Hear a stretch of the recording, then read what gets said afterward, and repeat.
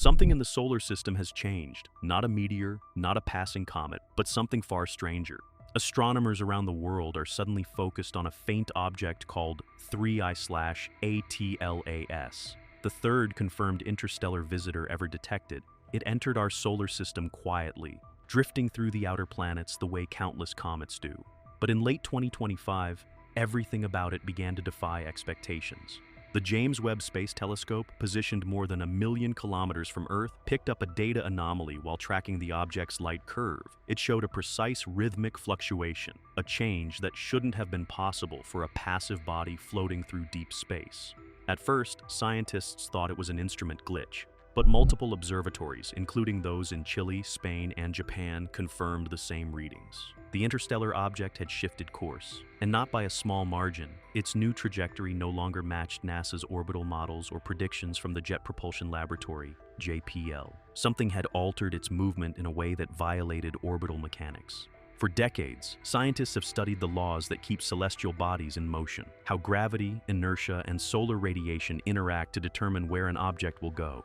When 3I/ATLAS suddenly veered sideways, it broke those rules completely. The discovery was relayed to the International Asteroid Warning Network, IAWN, a coalition of agencies responsible for monitoring potentially hazardous objects. Within hours, the IAWN declared 3I/ATLAS a priority target. For the first time, the network that normally tracks near-Earth asteroids began following an interstellar object instead. To the public, NASA described this as an effort to improve cometary tracking precision.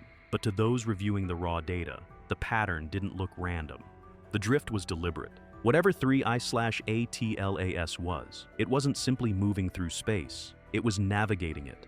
Before the anomaly, 3I/ATLAS was seen as a scientific curiosity. It was first detected in early 2025 by the Asteroid Terrestrial Impact Last Alert System, ATLAS, in Hawaii, the same survey responsible for identifying potential impact threats to Earth. The 3I designation means it's the third interstellar object ever recorded after Oumuamua in 2017 and 2I/Borisov in 2019. Interstellar objects are rare. Most comets originate from within the Oort cloud or Kuiper belt, icy regions that surround our solar system. But 3I/ATLAS came from somewhere else entirely, traveling at a speed and angle that proved it wasn't gravitationally bound to the sun. In simple terms, it came from another star system. At first, astronomers treated it like any other comet. It had a diffuse tail, a bright coma, and a predictable path. Observations suggested it would swing around the sun and then continue on its outbound journey, eventually leaving our system behind. But within months, the data stopped aligning.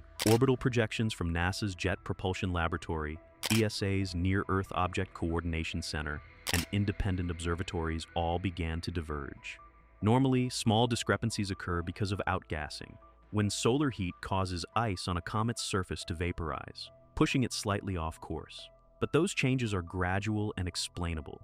What 3I/ATLAS did wasn't gradual. It was abrupt, and in a direction that made no physical sense. Instead of accelerating along its orbital path, it appeared to move sideways, across gravitational vectors that should have kept it stable. That's when the International Asteroid Warning Network stepped in. Until now, IAWN's focus had been strictly defensive, monitoring asteroids that could potentially impact Earth. But tracking an interstellar visitor fell outside its usual mission. The decision to include 3I/ATLAS raised immediate questions inside the scientific community. Why was a planetary defense network treating an outbound comet as a possible threat? Why mobilize telescopes and satellites meant for impact prediction if the object was supposedly leaving the solar system? Then came a more unsettling detail. Around the time 3I/ATLAS vanished behind the sun, independent astronomers noticed that its predicted re-emergence point didn't match its actual location. When it finally appeared again, it was over 1 million kilometers from where it should have been. This wasn't a random deviation, it was a controlled displacement. And for the first time, experts began to ask whether 3I/ATLAS might be more than just a comet. When the anomaly was first confirmed, astronomers tried to find a natural explanation. Comets often drift slightly due to jets of gas escaping their surfaces, especially when they pass close to the sun. These outgassing events act like tiny thrusters, nudging them a few hundred kilometers off course. But 3I/ATLAS didn't behave like that. Its displacement wasn't a small shift in distance. It was a lateral movement through space, an adjustment that made no sense under Newtonian physics. To quantify it, the independent group Earth Exists Observatory compared live telescope feeds with NASA's JPL Horizon system. Their results showed that 3I/ATLAS wasn't where it was supposed to be, not by a few thousand kilometers, but by 1.1 million kilometers, roughly 3 times the distance between the Earth and the Moon. That kind of deviation doesn't happen naturally, and it doesn't occur in a direction perpendicular to a comet's trajectory. The team double-checked their data. They verified instrument calibration, atmospheric distortion, and software alignment errors. Everything checked out. The numbers were real. The object had moved sideways. That motion required an external or internal force. Solar wind can push on dust tails, but not in the pattern observed. Gravitational interactions with nearby bodies could alter speed or curvature, but not produce a clean, vector-based shift. If a comet that large, estimated to be several hundred meters across, could suddenly change its trajectory, then either something had pushed it or it had pushed itself. At first, the Jet Propulsion Laboratory dismissed the finding as a miscalculation, but as more data arrived from European and Japanese observatories, the conclusion became harder to ignore. The drift wasn't random. It followed a consistent vector and velocity, suggesting controlled motion. This discovery spread quietly across professional networks before reaching the International Asteroid Warning Network. Within 48 hours, the IAWN classified 3I/ATLAS as a pattern recognition event, a term reserved for behavior that doesn't match any known natural phenomenon. They redirected dozens of telescopes to monitor it continuously, effectively putting Earth on watch. If this were outgassing, it would have left a visible plume. There was none. If it were gravitational interference, nearby objects would show minor shifts. They didn't. So the uncomfortable question became impossible to avoid. Was 3I/ATLAS maneuvering under its own power? By the time NASA publicly addressed the 3I/ATLAS anomaly, many in the astronomy community suspected there was more to the story. According to internal flight schedules, several of NASA's Mars orbiters, including the Mars Reconnaissance Orbiter and MAVEN, had been positioned perfectly to capture high-resolution images of the object during its solar approach. Those images were never released. No thumbnails, no processed frames, and no technical commentary. When pressed, NASA claimed the data was still under analysis. But this delay was unusual. Normally, comet observations are released within weeks, even when data quality is poor. The absence of any imagery led some researchers to believe that the results weren't simply delayed. They were being withheld. Meanwhile, scientists noticed another irregularity, the tail of 3I/ATLAS, which had been pointing toward the sun, a rare anti-tail formation, suddenly reversed direction after its solar flyby. In a typical comet, solar radiation pressure causes dust and gas to trail away from the sun, not toward it. The fact that 3I/ATLAS tail flipped cleanly and abruptly suggested the object had reoriented itself. Natural comets do not change tail direction instantaneously. Such a maneuver would require a complete shift in body orientation, and that, in turn, would require energy. Observers began wondering if the tail reversal was a byproduct of internal propulsion, not random physics. Behind closed doors, the International Asteroid Warning Network upgraded its surveillance level. In official reports, the justification was to improve astrometric precision, but internal memos told a different story. The object was now being treated as anomalous and potentially active. Some scientists went further. Harvard astrophysicist Avi Loeb, who had earlier proposed that Oumuamua might have been artificial, suggested that 3I/ATLAS could be a similar case but more advanced. His private papers mentioned structural reflections inconsistent with ice and dust. Others within JPL quietly referred to the situation as a classified monitoring event. By late October, hundreds of observatories had been ordered to submit nightly reports to a single encrypted network. This kind of coordination usually happens only when an object poses a possible impact threat. Yet 3I/ATLAS was moving away from Earth, not toward it. If it was harmless, why treat it like a national security matter? The silence from NASA and the data blackout only deepened the mystery. The first real clue that 3I/ATLAS might be using propulsion came from Chile's Very Large Telescope, VLT. While performing an infrared scan, the observatory recorded a sudden burst of heat from the object, a short, sharp pulse that lasted 12 minutes before cooling back to baseline. No natural comet behaves like that. The event resembled a controlled thermal ignition rather than random outgassing. When analysts compared the heat curve with known propulsion types, the readings didn't match anything conventional. Chemical exhaust would leave distinct infrared signatures. Ion drives would produce a prolonged, continuous burn. But this spike was unique, intense, symmetrical, and instantaneous. It resembled something long theorized but never built: magnetohydrodynamic acceleration, a propulsion system that manipulates plasma using electromagnetic fields to create thrust. That kind of technology would allow precise course corrections without visible exhaust and could theoretically sustain interstellar travel. Humanity has only discussed it in theoretical research. No spacecraft we know of uses it. Yet 3I/ATLAS appeared to have done exactly that, ignited and then coasted on a perfect trajectory correction. This finding reached the European Space Operations Center, ESOC, which confirmed the presence of a measurable acceleration that could not be explained by gravity or solar radiation pressure. In plain terms, the object had fired something. It wasn't drifting anymore, it was moving with intention.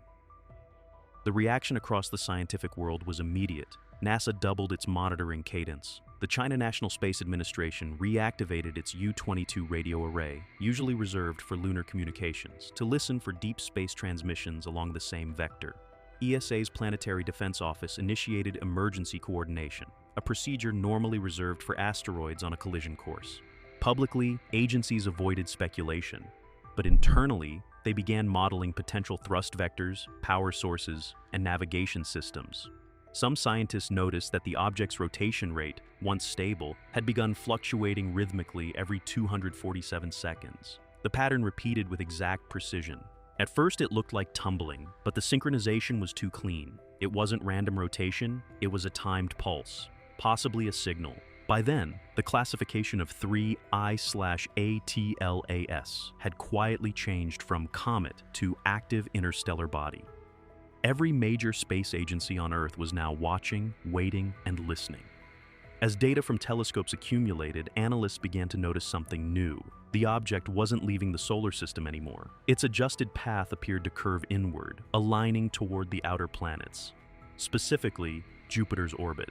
At first, it seemed like a coincidence, but when orbital models were recalculated, every projection pointed to the same outcome. 3I/ATLAS was heading directly into Jupiter's magnetosphere, a region that generates the largest magnetic field in the solar system outside the Sun. For spacecraft engineers, that kind of trajectory is deliberate, the classic setup for a gravity assist maneuver. Gravity assists are used by space agencies to gain speed or change direction without expending fuel. If 3I/ATLAS were a craft, this would be the perfect move, using Jupiter's momentum to pivot deeper into the solar system.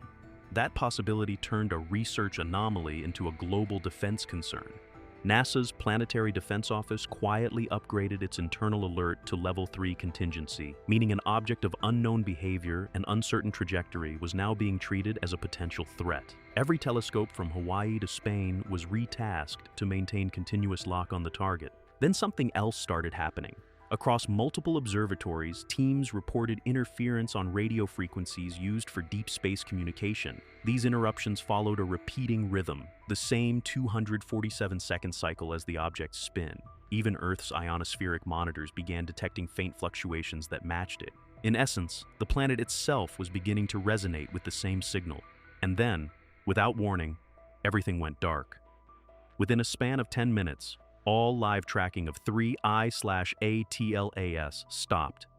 Observatories in Chile, South Africa, Italy, and Hawaii simultaneously lost telemetry. The Deep Space Network couldn't re-establish contact. China's radio arrays, normally used for lunar missions, also went silent. For nearly an hour, no one could locate the object. No radar echoes, no thermal readings, no light reflections. It was as if it had vanished mid-course. 47 minutes later, the feeds came back online. But what they showed made no sense. The space beyond Jupiter was empty. 3I/ATLAS was gone. But the signal, that low pulsing rhythm every 247 seconds, was still there.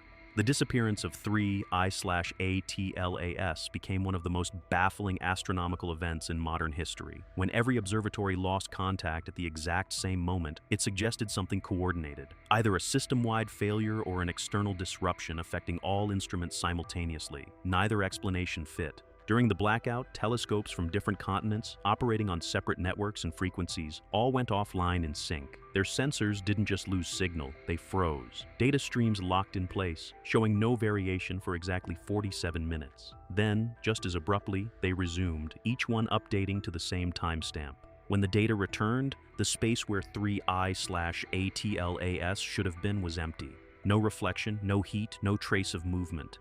The object hadn't disintegrated. There was no debris, no diffusion of light. It had simply vanished. But when analysts cleaned the data, a strange residual pattern emerged, a low-frequency hum, detectable only by sensitive instruments. It pulsed with absolute precision, once every 247 seconds, the same interval linked to 3I/ATLAS rotational signature. At first, researchers dismissed the hum as residual noise, the kind of background echo that appears when instruments resynchronize after downtime. But that explanation collapsed once they noticed the pulse was global. Every observatory that had monitored 3I/ATLAS reported the exact same frequency, perfectly aligned, even though their instruments were located thousands of kilometers apart. The hum wasn't random interference. It was a coordinated transmission, a signal still echoing across the network, as though something had embedded itself inside the data systems. The International Asteroid Warning Network, IAWN, convened an emergency session. The event was classified as Interstellar Signal Anomaly 2025-11, and all telemetry from that period was locked behind restricted access. Only a handful of agencies received the decrypted packets. Within days, a leak revealed what had been found in the recovered data. Hidden within the signal's 247-second interval was binary code, structured, repeating, and too organized to be natural. Analysts initially assumed it was digital corruption, but further examination showed embedded symmetry. Data clusters arranged in mathematical ratios consistent with intentional design. When the sequence was decoded, it didn't produce words or images, it produced coordinates. At first, the coordinates appeared to match the orbital path of Jupiter, the last known position of 3I/ATLAS before the blackout. But deeper analysis revealed something stranger. Each coordinate set included not just spatial markers, but a temporal value, a timestamp far beyond the current date. The numbers pointed exactly 6 years into the future. The implication was immediate and unsettling. The object hadn't disappeared at all. It had relocated, possibly through a form of instantaneous movement. The coordinates didn't just describe where it had been, they described where it would be. As the decryption continued, a pattern emerged. The new location wasn't near Jupiter anymore. It matched a point on Earth's orbital plane, precise to within a few kilometers. The time code corresponded to the year 2031. That meant one thing: 3I/ATLAS had set a return point. Within hours, the data was sealed under asteroid hazard level 10, a classification used only for civilization-scale threats. Public statements from NASA and ESA went silent. For the first time, agencies tasked with planetary defense appeared to be defending information itself. The world moved on, but the signal, faint, rhythmic, and patient, never stopped. Every 247 seconds, it still pulsed, marking time like a countdown no one could fully interpret. In the weeks after the vanishing, the astronomical community fell silent. Officially, 3I/ATLAS was listed as unobservable. Unofficially, agencies were still tracking the pulse, a faint, repeating signal that now seemed to originate somewhere inside the asteroid belt. It wasn't moving outward anymore. It was circling back. That change triggered the quiet creation of a new monitoring effort known as Project Helios. The program operated outside of public channels, staffed by select researchers from NASA, ESA, and Japan's space agency. Its purpose was simple: to track whatever 3I/ATLAS had become and to prepare for its predicted reappearance in 2031. Documents that later leaked described a closed network of encrypted observatories. No public feeds, no shared telemetry.